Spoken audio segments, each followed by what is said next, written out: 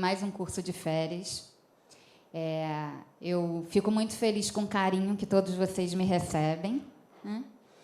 E nós estamos aqui hoje para discutir um tema que nós discutimos o ano de 2012 inteiro na AME Rio, na nossa palestra que acontece no Leon Denis, toda terceira terça-feira do mês.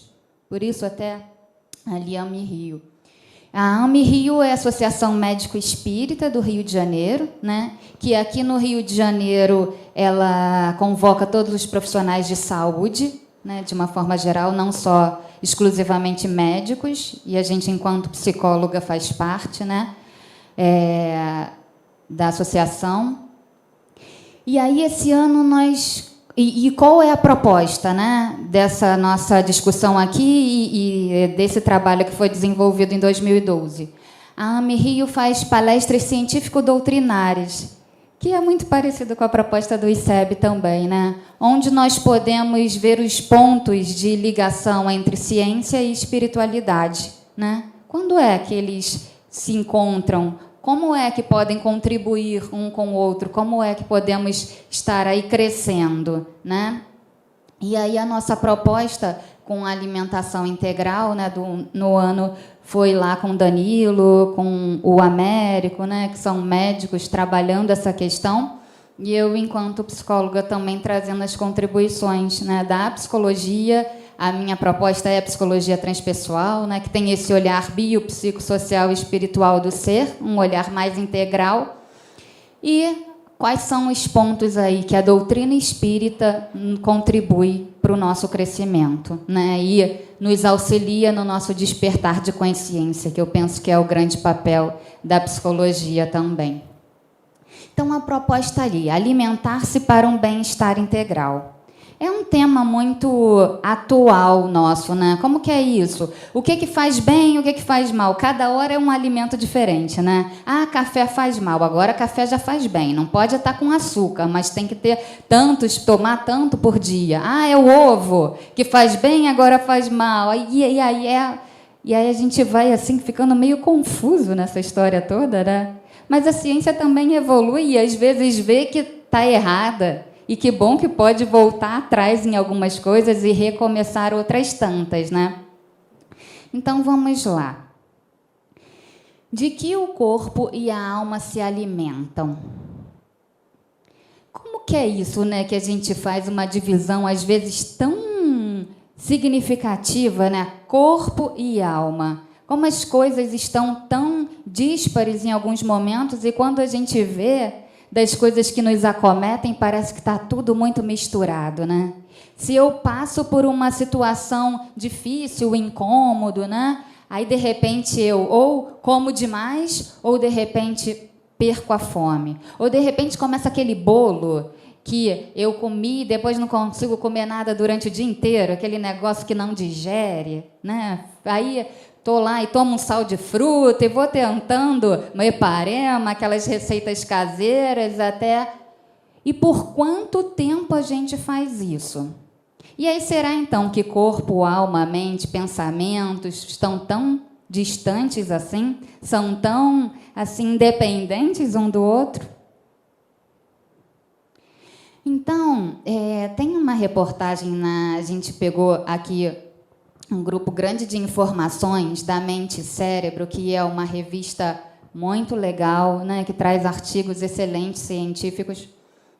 E essa é a Mente e Cérebro 29, que falava sobre a questão da alimentação, sobre essa união corpo-mente, como que essas coisas todas vão repercutindo em nós.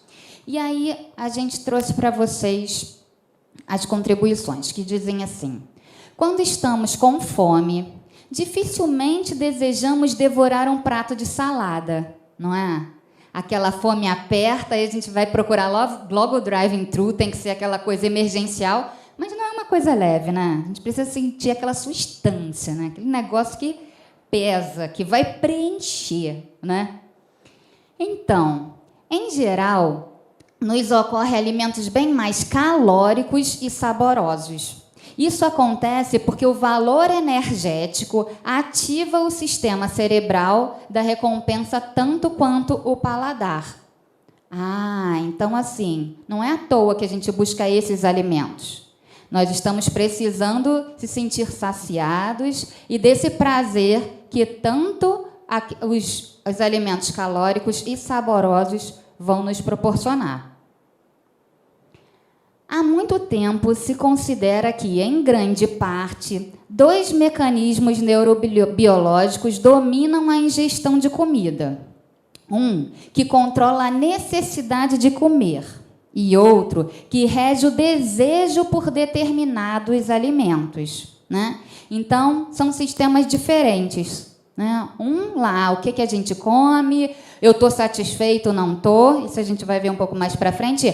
Eu queria comer isso especificamente.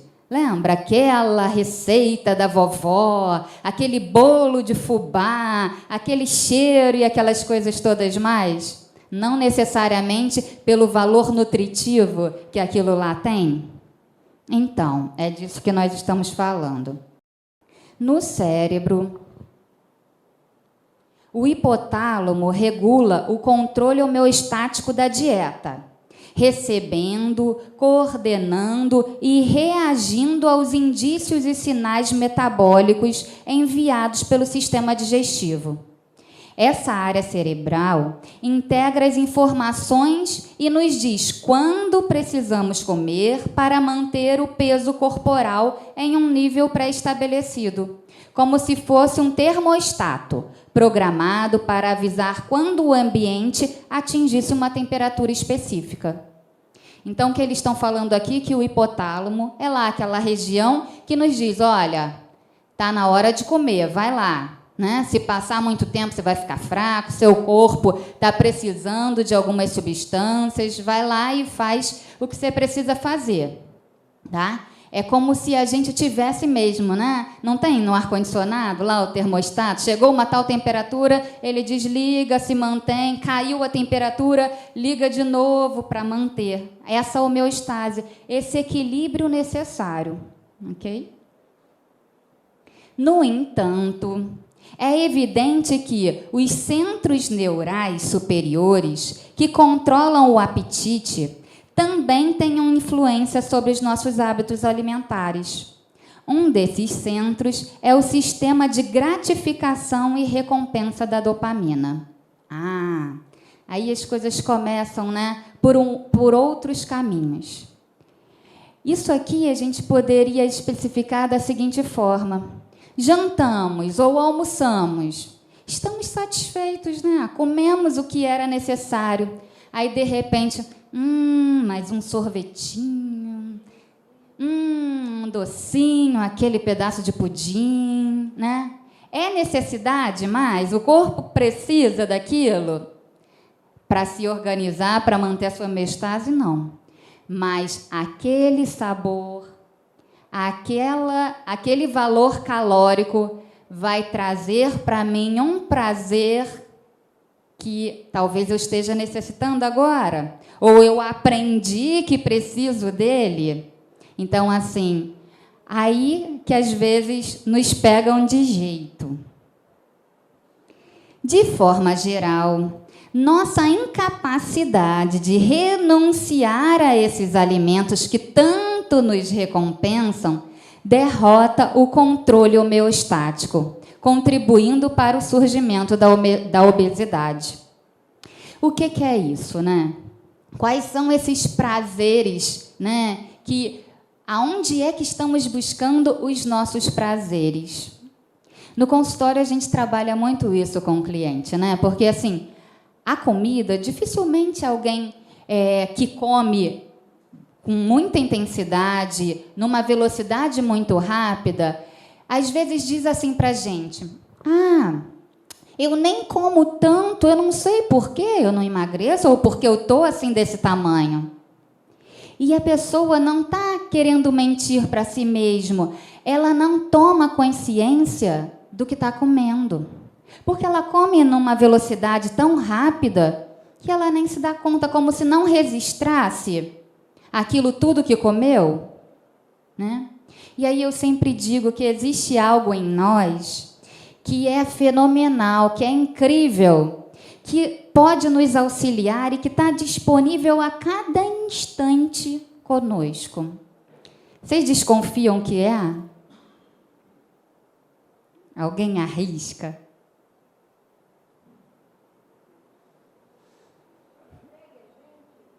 Que está conosco desde que nós nascemos, que nos auxilia integralmente a cada instante, mas às vezes a gente não dá tempo para que isso nos auxilie. Está quando a gente dorme conosco, quando a gente acorda, ao tomar banho, ao trabalhar. Essa coisa incrível é a respiração. Simples, né? Tão simples que a gente nem se dá conta. As pessoas, quando comem vorazmente, não respiram. Quer dizer, respiram, mas rápido demais. A respiração é algo tão fenomenal que ela pode nos auxiliar a nos dar conta de nós mesmos. Quando a gente respira atento à respiração, a gente se dá conta de quem nós somos, do que está dentro e do que está fora. Né? Esse barulho do ventilador me lembra que ele está fora de mim. A minha respiração me leva para dentro. Me ajuda a dar conta do que eu tenho aqui, que eu sou eu e do que não é eu.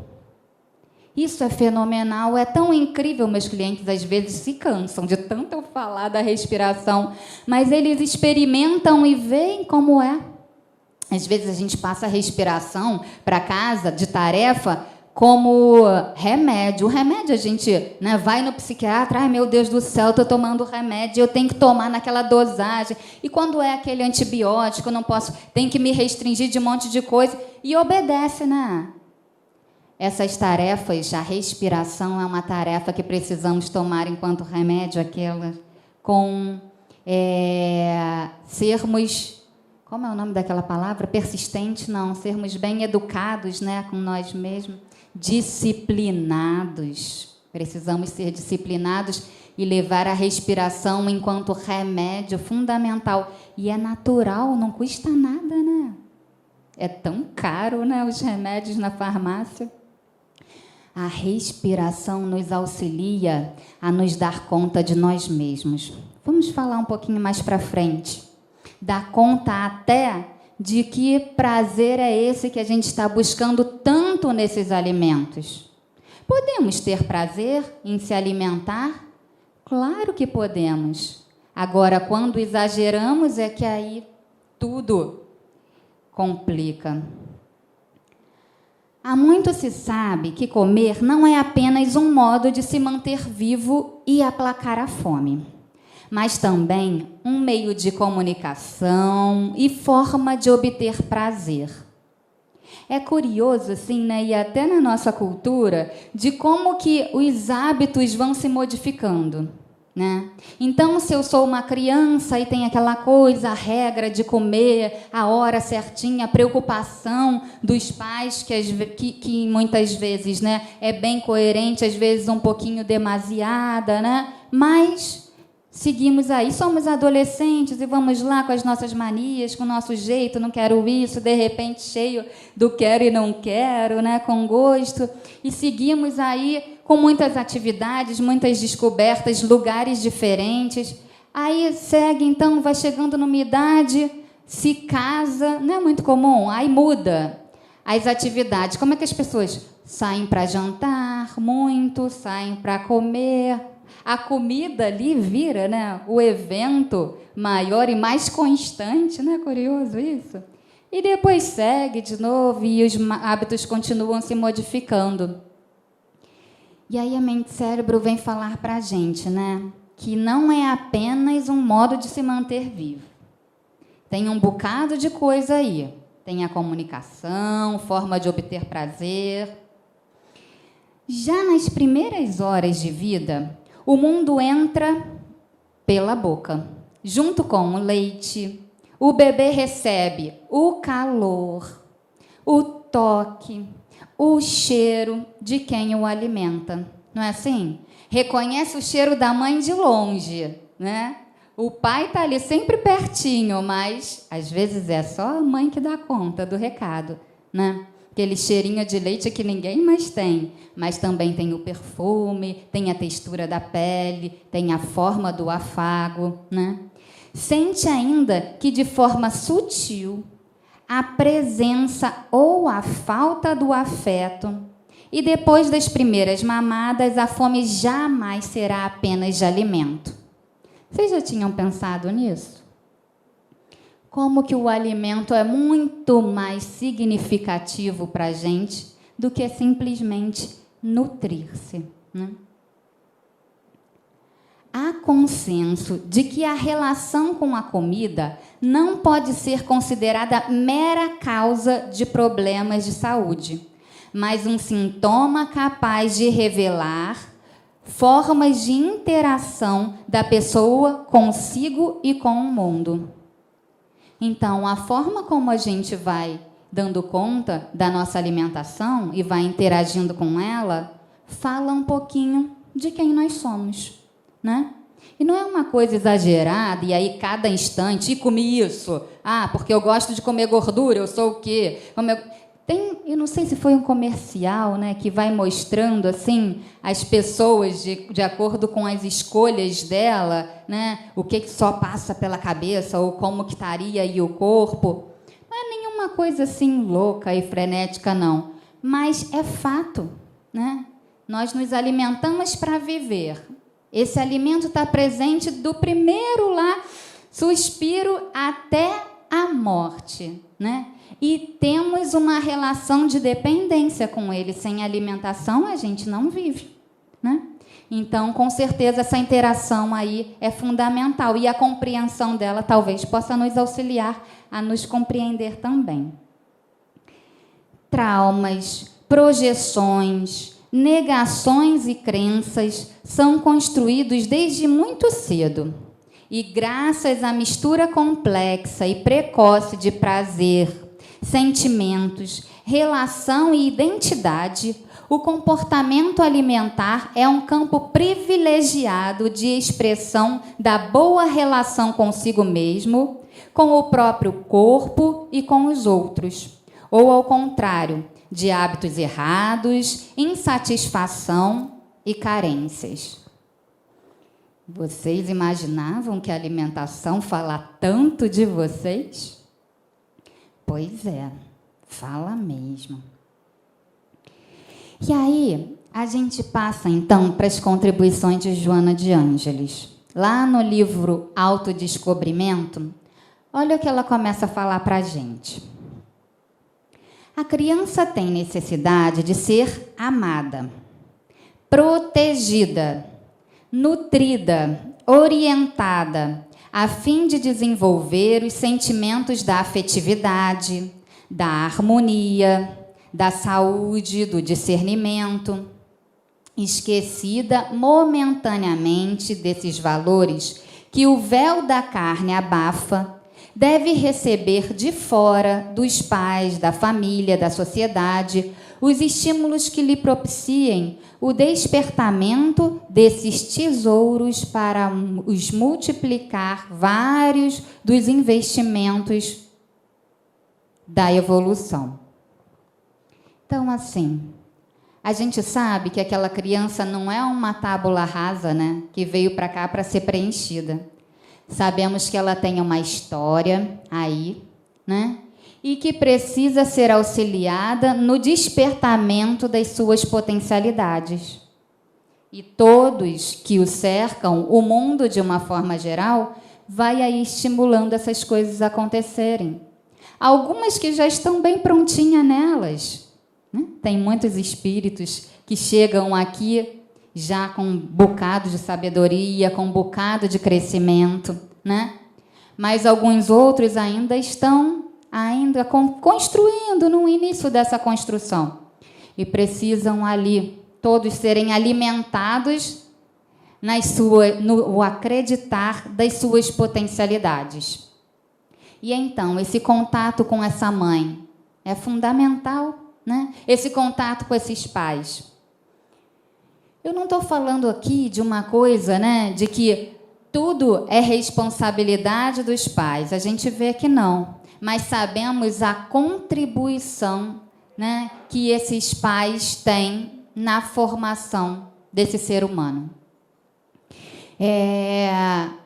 Essa questão da alimentação é curioso porque muitas crianças, não sei se vocês percebem, manipulam muito também seus pais com isso, né?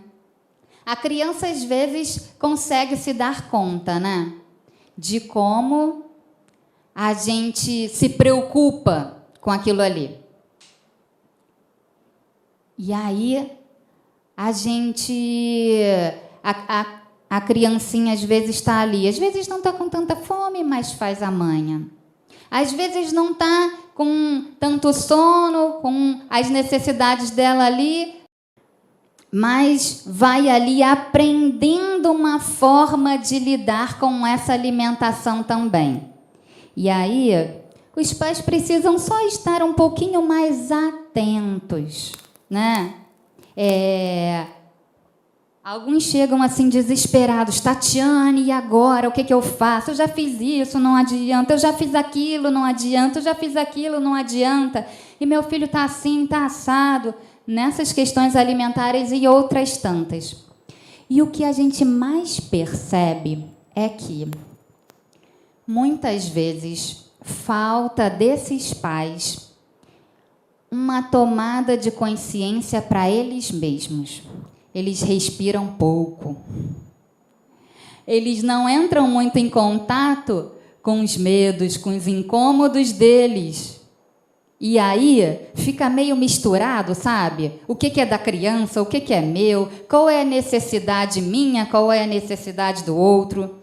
Sabe aquela coisa do retirar o peito da criança, né? E aí existe um prazer imenso daquela mãe em amamentar o seu filho no seu seio, né? Muitas vezes, alguns momentos também são difíceis, né? A gente não pode aqui generalizar, porque aí as mães ficam até culpadas. Ai, Tatiane, dói demais, meu peito racha, e agora eu tenho que manter esse sofrimento, essa dor pelo meu filho. A gente precisa avaliar tudo isso, né? Porque não precisa ter sofrimento. Nós temos outros artifícios agora, que não necessariamente só o peito, né? Mas, geralmente, existe essa dificuldade de poder, como que tira o peito? Qual é a hora de tirar, né? Aí a gente procura trabalhar. Será que é uma necessidade do bebê de manter ali aquela alimentação no peito? Ou será que é uma necessidade da mãe, né? Ai, Tatiane, eu já fiz de tudo, não consigo. Aí, de repente, quando a gente vê, o prazer está muito mais vinculado ao dela, né?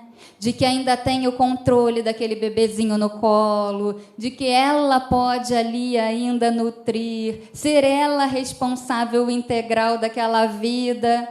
Mas será que não é preciso também amar o bastante para deixar crescer, para deixar seguir o seu rumo natural e não mais retardar isso? Então, assim, esses pais normalmente chegam sem se dar conta do que é dele e do que é do filho, né? E aqui a gente pode ir vendo aí como que é fundamental esse estímulo, quanto que é fundamental amar, mas amar na dose certa. É engraçado, né, achar que amar demais pode causar alguns transtornos, né? Mas pode um bocado deles, né? Então vamos lá. O amor é o alimento para a vida, que atua nos fulcros do ser e harmoniza os equipamentos eletrônicos do perispírito, responsável pela interação espírito-matéria. A sua vibração acalma e dá segurança. Ao mesmo tempo, reabastece de força e vitalidade insubstituível. Olha o que a Joana fala para a gente sobre o amor. E olha só que coisa incrível, os equipamentos, harmonizam os equipamentos eletrônicos do perispírito. O amor, enquanto esse alimento fundamental, ele reorganiza não só a nossa alma, mas também o nosso corpo. Cada célula sofre interferência ao amor, ao recebimento desse amor, ao cultivo desse amor. Quando o indivíduo se identifica demasiado, hoje ou no passado, quando o indivíduo se identifica desamado, hoje ou no passado, faz inconscientemente um quadro regressivo e descobre que não foi necessariamente nutrido. Olha o que a Joana traz para a gente. Alimentado pelo amor. A nutrição desse amor que ela está falando, a falta dessa nutrição, falta de amor. Passando a experimentar um sentimento de reação através da anorexia nervosa ou inapetência, que pode tornar-se um perigo para a sua saúde. O seu curso pode ser acidental, passageiro ou de largo tempo, gerando graves danos orgânicos. Então, a Joana está falando para a gente que esse indivíduo que não foi nutrido, e aí quando ela fala nessa existência ou numa anterior, aí a gente traz, né, quando aqui agora, mas como que é essa existência anterior? Mas se ele está sendo nutrido agora, por que essa falta de nutrição de amor numa outra existência pode interferir no aqui e agora? E aí, assim, em algum momento aqui houve algo que despertou aquela lembrança, aquele trauma, aquilo que foi extremamente significativo para ele num outro tempo, né? Por exemplo, um grande susto, né? Ficou sozinho e agora passou algum tempo da vida naquilo, passou por alguma experiência que o despertou aquela memória. E aí pode aí o desencadeamento, né? E aí um trabalho de regressão às vezes auxilia nesse sentido, a poder fazer esse link, né, que o ser fez, né? Aconteceu, ele vinha aqui vivendo a experiência dele. Aí de repente passou por um grande susto, um momento onde fez ele linkar aquele passado, aquele presente. E às vezes inconscientemente ele mantém esse elo por toda a vida. Ou até não suportar mais e buscar ajuda para fazer o quê? Isso. Deixar no passado o que é do passado e seguir se modificando, se transformando, né? Porque num outro tempo, numa outra época, talvez essa forma de existir faria sentido, mas agora, onde tem pais ali que estão dispostos a nutrir, e talvez agora que ele possa aprender que ele mesmo possa se dar esse amor incondicional que não está do lado de fora, que só nós podemos dar a nós mesmos, ele consiga se desligar e seguir o rumo dele. Isso é uma das hipóteses, né? Então, a Joana está falando, de novo, da necessidade do amor para o ser, né? Para evoluir, para crescer, mas como que a falta desse amor pode ocasionar esses transtornos alimentares. A anorexia é um deles. O que é a anorexia? É deixar de comer. Não se come mais. Eu não tenho? Um dos pensamentos, né, de um anorexia. Também não quero mais. Ou outros tantos aí, né? E aí ele se priva dessa nutrição, né? De outra forma, pode apresentar reação totalmente contrária e faz uma patologia da voracidade alimentar, a bulimia, em que a insatisfação leva a comer até a exaustão, propiciando perturbações digestivas e nervosas muito complexas. Por que será isso, Tatiane? Lembra de novo que nós vimos lá atrás o quanto que a alimentação está tão vinculada a tantas coisas, às nossas emoções, aos nossos comportamentos? Então, aqui, a bulimia é uma forma diferente de expressar isso, né? E o que é a bulimia? A pessoa come, come, come e muitas vezes depois estimula para que aquela comida saia de alguma forma. Ou por conta que ficou muito culpado e aí precisa se libertar daquilo, ou não, ou come, come, come e continua lá até quase que explodir, né? Sem se dar conta do que está acontecendo, sem se dar conta de como as emoções estão ali todas vinculadas àquela comida, né? A necessidade de prazer desenfreado. E aí a Joana continua. A necessidade de cada um digerir os próprios problemas é indiscutível e inadiável, devendo fazer parte da agenda diária de todo aquele que desperta para a consciência de si, não se permitindo agasalhar conflitos, mesmo que sob hábeis camuflagens do inconsciente. Qual é o nosso compromisso? Em nos tornar seres cada dia mais conscientes. No nosso despertar de consciência. Será que dá para colocar na mão do outro esse compromisso? Será que alguém pode fazer por nós? Mas, Tatiane, emoção também é um alimento que a gente pode digerir? Mas é curioso que quando eu estou incomodada é aquele bolo no estômago que fica, não é? E aí, de novo, a gente lembra daquela maravilha que está conosco a cada instante. Como será que a nossa respiração pode nos auxiliar a digerir as nossas dificuldades emocionais e outras tantas mais? Uma coisa eu já falei, né? A respiração nos leva para dentro, não é isso? Então, nos auxilia a um maior contato com nós mesmos. Consequentemente, com as coisas que são nossas, né? A gente se aproxima delas com maior facilidade quando a gente respira, né? E está atento à respiração.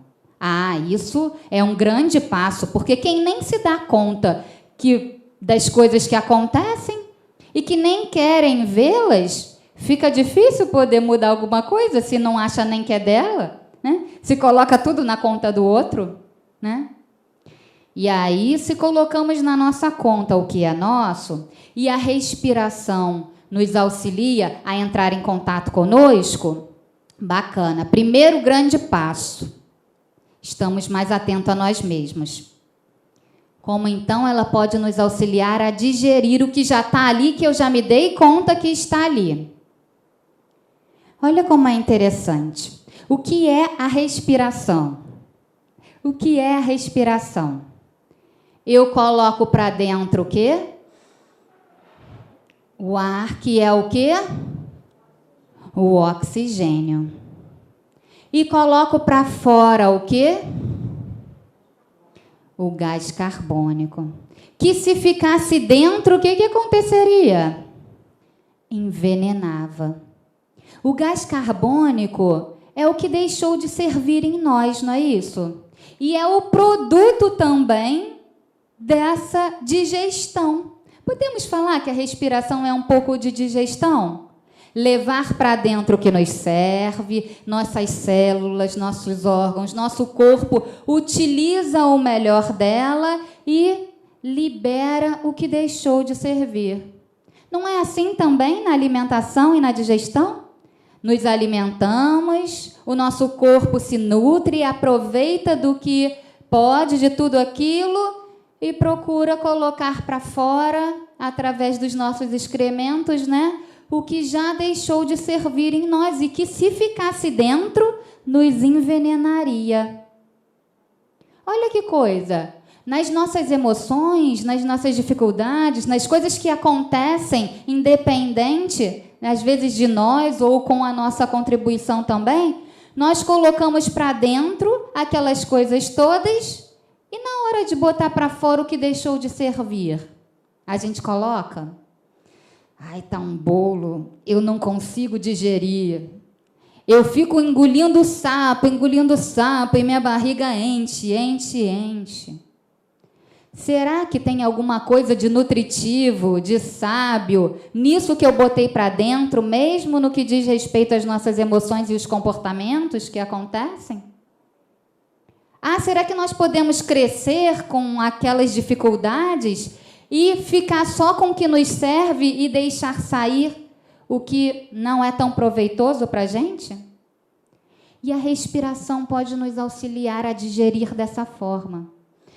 Quando a gente respira, a gente se dá conta das coisas e a gente pode respirar aquilo, né? Aquilo que nos incomodou. E pode ver daquilo que nos incomodou o que nos faz crescer. O que é proveitoso para nós. Por exemplo, se a gente se dá conta de uma inveja e aquilo está remoendo em nós, mas que fulaninho, olha só, olha o que ele conseguiu, olha lá, caramba, ele tem aquilo tudo e eu não tenho aquilo que eu tanto desejo. Quando isso fica numa quantidade muito grande em nós, pode nos atrapalhar um bocado, não é? Pode nos envenenar, nos intoxicar. Incomoda bastante. Mas se eu respiro e posso ficar só com um pouco de inveja, que seja o bastante para dizer, caramba, olha fulaninho, o que tem? Eu quero aquele negócio para mim também. Pera lá, como é que eu faço para conseguir? Epa, eu vou fazer alguma coisa com isso. E, de repente, me movimento para poder fazer e conquistar aquilo lá que eu desejo. Essa inveja talvez se transforme num outro nome, né? Mas eu fiquei com a quantidade de inveja, ou de outro nome que a gente queira dar, o bastante para me movimentar, para me fazer bem, porque sou eu responsável pelo meu bem-estar. Não posso entregar na mão de ninguém isso. E posso deixar sair aquela quantidade de inveja que, se ficasse comigo, me atrapalharia. E a respiração faz isso, deixa entrar o que me serve, me dar conta daquilo que está acontecendo e deixar sair o que, se ficasse dentro, me atrapalharia um pouco mais. Ficou claro como é que a respiração pode ajudar a gente a digerir? No autoconhecimento e em deixar só a quantidade boa em nós? Ok. Mediante uma autoanálise honesta, na qual se dispensem o elogio, a condenação e a justificação, o indivíduo deve permitir-se a identificação do erro, do problema, e sem consciência de culpa, digerir o acontecimento, buscando os meios para a reparação e a libertação do sentimento perturbador. Olha que coisa.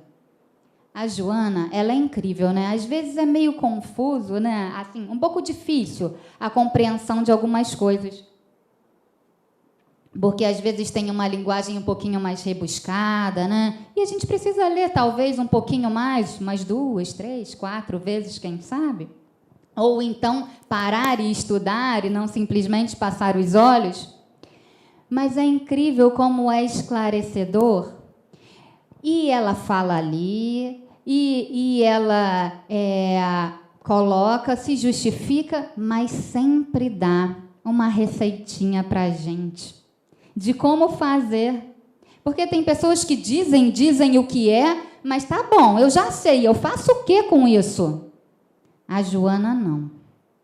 Ela está sempre dando dica de como a gente pode fazer.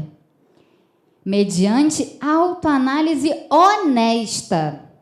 E aí eu paro aqui e penso, né? Uma vez eu ouvi a presidente lá da nossa casa espírita, né, falando algo que eu não costumo muito ouvir nas casas espíritas.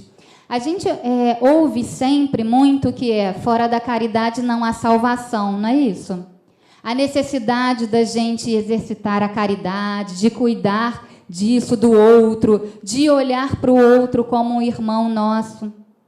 Mas ela falou assim para a gente: é preciso ser caridosos com nós mesmos. A gente aprende muito a ser caridoso com o outro, né? Mas na hora de ser benevolente conosco, a gente costuma ser carrasco, né? O negócio é que quando a gente é meio assim, bem rígido, carrasco conosco, a gente tem uma tendência a ser com o outro também, né? Mas a gente aprende que precisa ser caridoso, que precisa trabalhar a humildade com o outro, mas esquece que isso precisa ser feito conosco mesmo, né? Amar ao próximo como a si mesmo. Tá sempre esteve lá, né?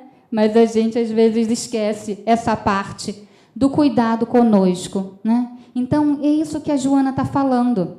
Uma autoanálise honesta. Não precisa colocar coisas demais, né? Nem colocar uma potência extrema naquilo ali, na qual se dissipem o elogio, a condenação e a justificação.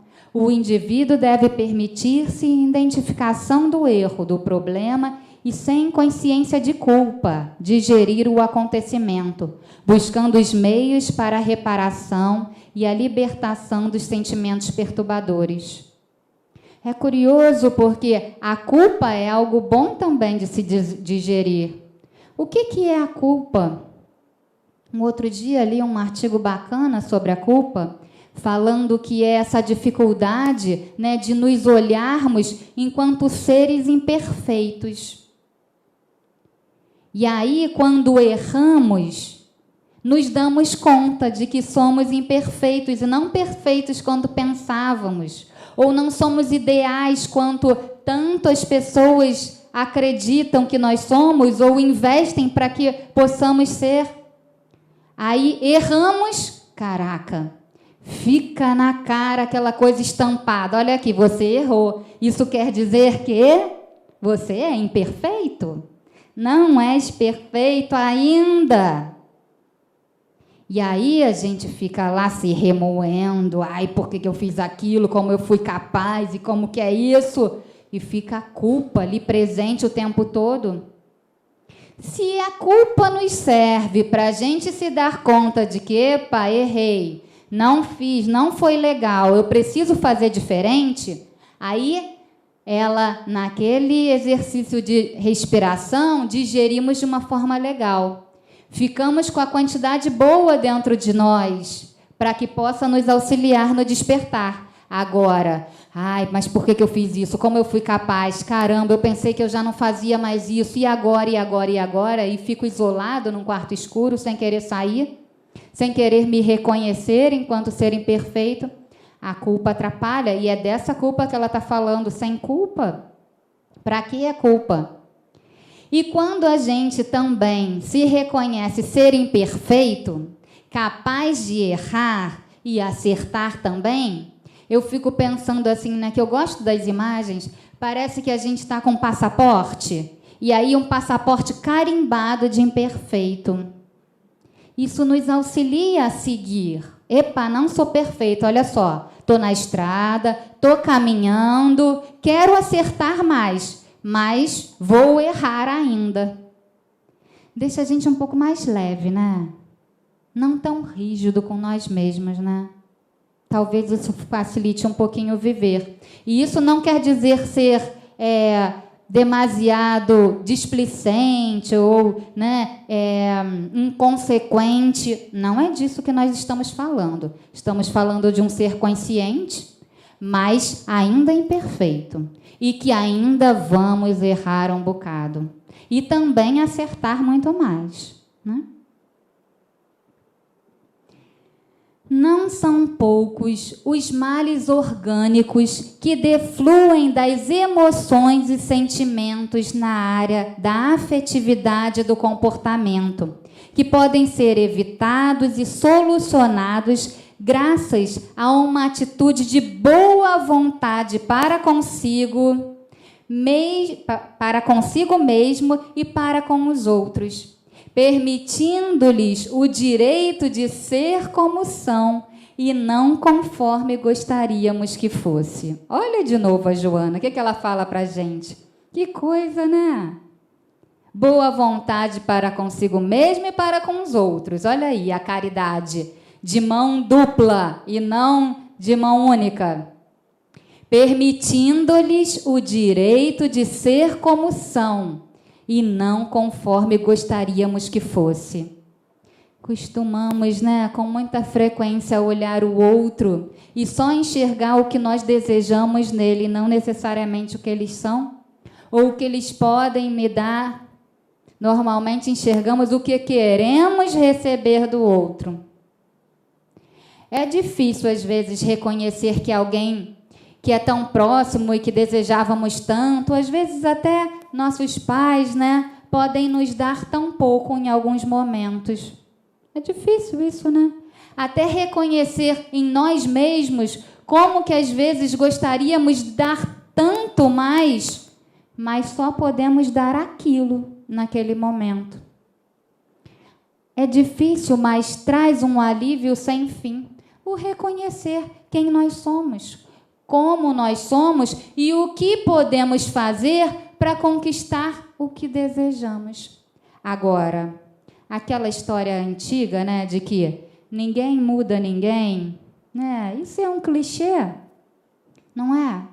Mas é um poder reconhecer que o outro é o outro e que ele só vai fazer o que tiver dentro das possibilidades dele. Às vezes a gente diz, não, é preguiça, olha só. Poxa vida, não faz nenhum esforço. E a gente fica cobrando. E não reconhece que o outro faz o que pode fazer. Isso não quer dizer que a gente não possa dar uma injeção de ânimo de vez em quando, fazer o que é possível também para nós.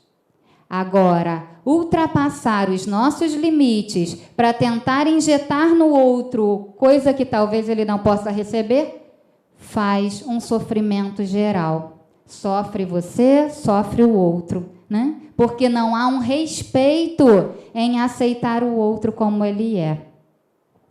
E aí, Leon Denis dá uma outra contribuição para a gente lá no problema do ser, do destino e da dor, assim. Não há progresso possível sem observação atenta de nós mesmos. Como que é fundamental? Olha de novo a respiração. Para estarmos atentos a nós mesmos, a nossa respiração nos auxilia nisso? Auxilia um bocado. Joana continua. A vida orgânica é resultado da harmonia vibratória do ser, que equilibra as células nos campos onde se aglutinam, dando forma aos órgãos e estas ao corpo físico, com as suas complexidades através das quais se exterioriza o perispírito. Um erro de comunicação entre a consciência e o corpo favorece a desorganização molecular, propiciando a instalação de doenças. Isso aqui vocês estão cansados de ver aqui no ICEB, né? Como que a gente fala dessa união corpo-mente, o quanto que um está totalmente interferindo no outro, mas a gente não se dá conta de quanto. Olha como ela diz. A energia vitalizadora que o espírito irradia, preservando a harmonia psicofísica, resulta dos pensamentos e atos a que o mesmo se afervora. A enfermidade de qualquer natureza é uma guerra que se apresenta nas paisagens do ser. Olha só. Os nossos pensamentos, os nossos atos influenciam diretamente nas estruturas menores do nosso corpo, nas nossas células que formam os nossos órgãos, os nossos tecidos, músculos e tudo em nós. Toda essa organização aqui física é influenciada diretamente pelos nossos pensamentos, pelo nosso comportamento. pelos nossos atos. Que coisa curiosa, né? Como que podemos trazer mais saúde a nós mesmos? E a gente fica sempre desejando o outro, né? Fez aniversário, muita saúde, muito amor, muita paz. E a gente esquece que nós mesmos podemos nos dar muita saúde, muito amor, muita paz, através de como direcionamos o nosso pensamento, as nossas ideias, o nosso dia a dia. Olha que curioso essa experiência. Eu comecei a ficar muito atenta a isso, né? A gente desenvolveu essa palestra, eu falei, meu Deus, como que isso interfere nos mínimos detalhes. Estava eu dentro de um carro com a minha irmã e com meu cunhado. Aí, de repente, a gente passando na rua, passa um carro na nossa frente, que era um carrão. Aí meu cunhado diz assim, caramba, olha só, esse carro custa uns 200 mil, é o preço de um apartamento. Aí a gente ficou lá, que curioso, né? Nossa, investir tanto dinheiro num carro, cada um tem aí os seus valores, né? O carro vale um apartamento. Aí, de repente, a gente vê que esse carro para na frente de uma clínica infantil, assim, que é uma clínica, não é de um alto padrão. O que a gente pensaria que um carro com aquele valor todo iria também valorizar uma saúde, então iria para um lugar onde tenha um destaque, onde a gente reconhece enquanto bons profissionais e tudo mais. Aí para nessa clínica assim, né, de médio a baixo porte. Aí começa. Isso tudo as elucubrações, hein, dentro do carro, das cabecinhas pensantes. Aí eles falam assim, olha que coisa, né? Olha o valor. Um carro desse e com um plano de saúde dessa clínica. Que absurdo! Como que pode? Aí, de repente, eu em exercício, tá? E vigilante, porque não é fácil fazer isso, não. Chego e falo assim, mas quem sabe ele está levando o filho da empregada até a clínica porque paga um plano de saúde para o empregado e tal. Aí eles pararam. E né? Pode ser também. E aí a gente ficou ali achando muito curioso aquilo tudo. Mas como que é isso, né? Duas percepções, falamos de duas situações diferentes, sendo uma olhando para poder ali, que absurdo, que coisa, não desvalorizar, e numa outra dizendo, poxa, aquele pessoal pode ser bacana, né? Faz até mais do que imaginam que podem fazer. O que a gente está fazendo aí? Exercitando em nós a percepção e o otimismo. Para que eu vou criticar, atrapalhar? A preço de nada, porque a gente estava ali falando com nós mesmos e eles não tinham nem nada a ver, podia ser uma história totalmente diferente. Mas exercitar em nós caminhos de maior proveito para nós mesmos, irradiando a nós bons pensamentos, acreditando em coisas boas, sendo mais otimistas e não pessimistas. Como isso muda tudo na nossa vida, a nossa forma de perceber o mundo, a nossa saúde psíquica e física também. É a Joana que está falando isso, hein? Este feixe de energia pensante, que é o espírito, age e, ao fazê-lo, preserva a capacidade que lhe é peculiar, ou perturba de acordo com o direcionamento das suas manifestações. O que a gente acabou de dizer. Como podemos auxiliar e estimular ainda mais nossas capacidades ou perturbá-las, desregularizá-las e atrapalhar ainda mais a nossa jornada. Exteriorizada a ação mental ou física, ondas de energia carregadas de força viajam no rumo que objetiva e, conforme a sua qualidade, positiva ou negativa, potencializa ou desconecta os núcleos do corpo intermediário, perispírito, resultando em capacidade de saúde ou receptividade à doença. Olha aí, como que nós somos responsáveis por nós mesmos, né?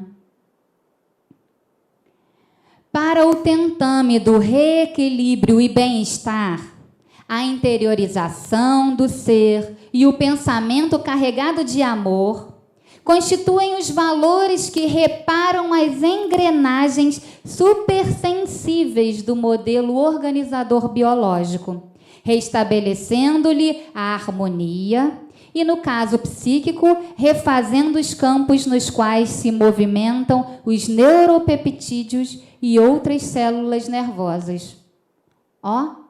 Ela está falando que mesmo tudo desorganizado, a partir de hoje eu quero mudar, eu quero reorganizar. É possível?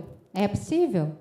Pode ser que algumas coisas estão tão prejudicadas que talvez fiquem ali algumas sequelas, mas tem tantas outras que podem se reordenar. O nosso corpo é tão sábio, né?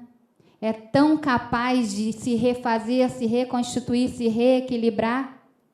Nunca será demasiado propor-se elevação moral e renovação espiritual do ser humano, autor do próprio destino, considerando-se que, de acordo com aquilo que aspire e faça, proporcionará a si mesmo, hoje ou mais tarde, o resultado da sua escolha. Parece pesado isso, né? Caramba, tá tudo nas minhas mãos. É danado, né? Olhar para trás e ver assim, uau, isso foi construção minha, né? Não temos dúvida que estamos amparados, acolhidos, e se confiarmos, tudo vai ser como tem que ser. Mas são os nossos pensamentos, como direcionamos a nossa vida, a nossa vontade, vai fazendo as coisas acontecerem. E aí, de novo, ela dá a receita. Introspecção, alegria, reflexão, cultivo de ideias superiores, oração, constituem terapias avançadas com os seus efeitos vibracionais positivos em favor de quem os mantenha, produzindo saúde pela recomposição de equilíbrio psicofísico. Estamos alegres, nos alegrando ou buscar alegria na nossa vida, ou a gente acaba se acomodando com aquilo que tem e vai ficando incomodado e não faz nenhum movimento para desincomodar? Podemos refletir, podemos cultivar ideias superiores. Eu acho que isso não é muito para o pessoal que está aqui, não, né? O pessoal está aqui, pelo menos, né, sempre aqui investindo, não é? Podendo, não, eu quero lá ouvir o que é que essa pessoa tem a me dizer, vamos lá exercitar aqui em mim essas coisas. Se ainda não estou fazendo, pelo menos estou mantendo aqui, aumentando a minha capacidade intelectual. É claro que um momento é preciso pôr em prática tudo isso, né? Mas o estar aqui já demonstra um pouco disso. E aí estamos, então, na nossa caminhada, às vezes parecendo meio solitária, né? Mas às vezes é olhar para o lado e ver que a gente tem boas companhias, mas não dá para contar apenas com essas companhias, né? É preciso poder estar bem conosco para seguir, seja ela qual for essa caminhada. E aí fico pensando como é que podemos nos nutrir cada vez mais e melhor para se manter firme nessa caminhada e poder ir crescendo. E aí, numa outra palestra que a gente continua essa discussão, a gente fala de nutrir-se com Jesus. como esse mestre querido tem aí um poço que não cessa, né? Inesgotável, de capacidade para nos sustentar, para alimentar a nossa confiança, a nossa certeza, a nossa fé de que podemos seguir adiante, né? Parece que é uma boa companhia, né? Essa é um bom poço para a gente se saciar. A gente está no finalzinho, mas eu trouxe uma coisa aqui sobre a vontade. Será que eu posso ler ainda? Dá tempo? Esse livro aqui do Leon Denis, vocês devem conhecer, né? Era O Problema do Ser, do Destino e da Dor. E aí, Leon Denis é, assim, delicioso ler, né? Um filósofo incrível e que abraça aí a doutrina espírita como sua verdade, como a necessidade de pensar e refletir sobre ela. E tem um pedacinho aqui que é lá no final, mas na parte As Potências da Alma, ele fala sobre a vontade. Como será que essa vontade, o que é a vontade e como será que ela pode nos auxiliar?